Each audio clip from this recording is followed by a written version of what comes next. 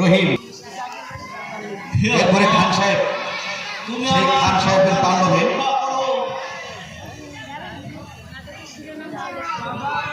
অভিনয় করেছেন মাস্টার ইকবাল হোসেন সবুজ।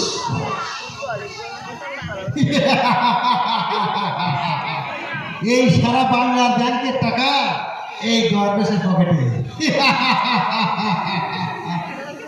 দেশের পরিস্থিতি অনেক খারাপ। হ্যাঁ, তুই ঠিক বলেছিস। তাহলে চল আমরা আন্দোলন শুরু করি, আমাদের এই দেশটাকে বাঁচাতেই হবে। হ্যাঁ, শুনলাম দেশের পরিস্থিতি খুবই। হ্যাঁ, আমরা সেটা নিয়ে আলোচনা করছিলাম।